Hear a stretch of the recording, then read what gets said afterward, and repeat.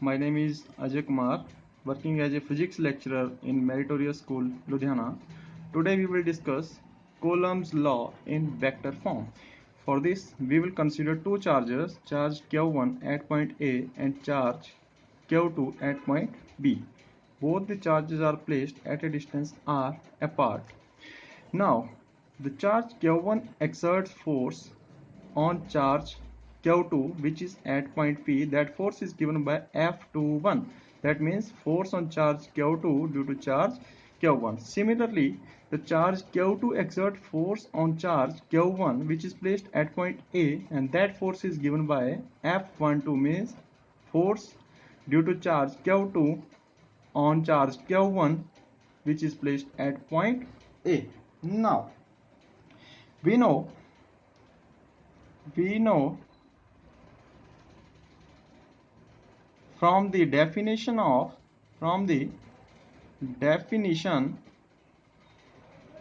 that is Coulomb's law, the force due to charge Q1 on Q2 or due to charge Q2 on Q1, that is given by F12, that is equal to,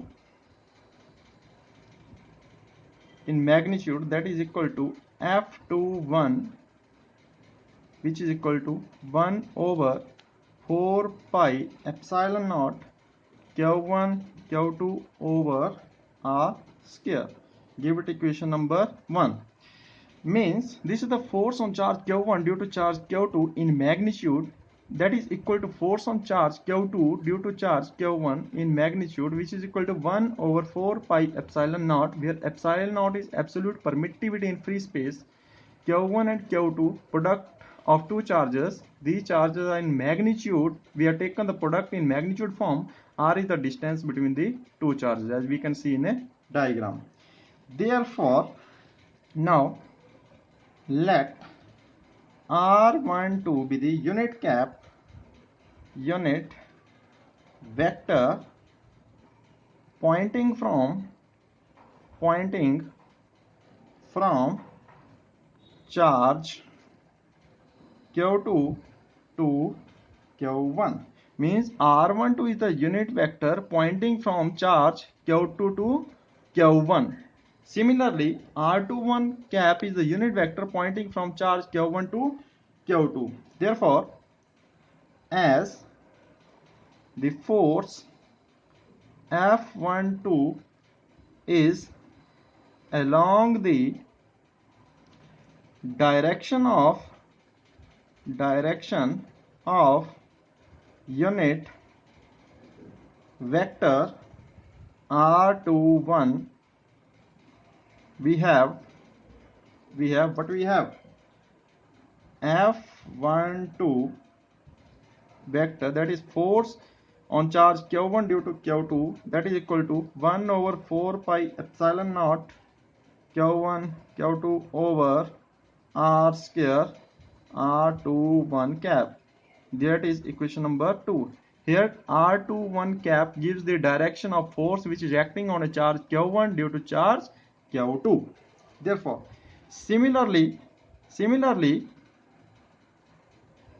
we will get F21, that is equal to, बिल्कुल क्या कर देंगे इसका उल्टा, 1 over 4 pi epsilon naught Q1 Q2 over R square R12 cap. This is equation number 3. Now what we will do, these two equations, equation 2 and 3, these represents the Coulomb's law in vector form. These equations 2 and 3 gives or represents Coulomb's law in vector form.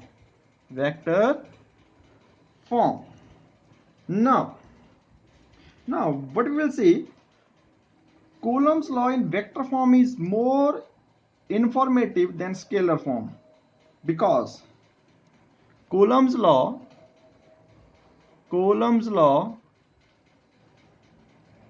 law in vector form is informative.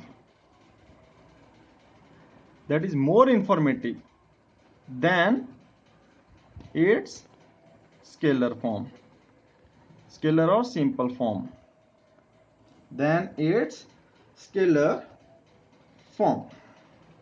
Why? This is important question. Why Coulomb's law in vector form is more informative than scalar form? Here we will discuss its reason. Means in vector form,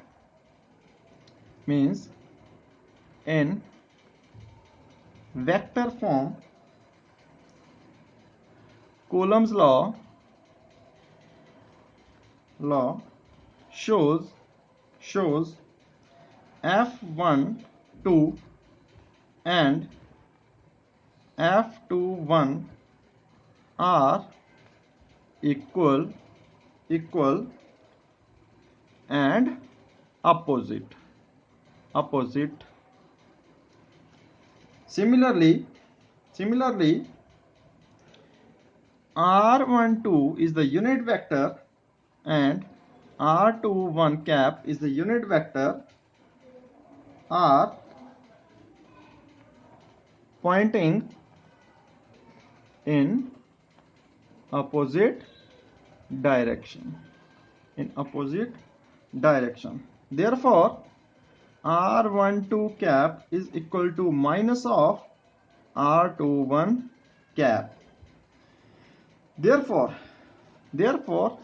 putting this value of equation 4 in equation 2, इसकी value हम क्या करेंगे, इस equation में put कर देंगे. देखो कैसे, F12 vector is equal to 1/4 pi epsilon not Q1 Q2 over R square into R21 की जगह हम क्या करेंगे, माइनस ऑफ R12 कैप. हमारे पास क्या आ गया, हमारे पास आ गया minus 1/4 pi epsilon not Q1 Q2 over R square R12 cap. That is equal to F12 vector. और ये वैल्यू हमारे पास क्या है, अगर ध्यान से देखें ये वैल्यू इक्वेशन 3 में है. तो हमारे पास क्या बन गया, F12 is equal to minus of F21. Means जो फोर्स Q1 चार्ज पे Q2 ने लगाई वो इक्वल है फोर्स Q2 चार्ज पे जितने Q1 ने लगाई, बट दोनों की डायरेक्शन क्या है, इक्वल एंड अपोजिट डायरेक्शन है. दोनों फोर्सेस की क्या डायरेक्शन है हमारे पास, इक्वल एंड अपोजिट है. सेकेंड इंपॉर्टेंट चीज जो हमें पता चलती है, सेकेंड इंपॉर्टेंट चीज, therefore from Coulomb's law in vector form shows what it shows that the electrostatic force between the two charges is a central force. What is central force? The force means here is a charge Q1, here is a charge Q2, and the force between two charges acting along this line. That type of force which acts along the line joining the two charges is known as central force. So thank you friends, आज हम यहाँ तक ही करेंगे. Thank you very much.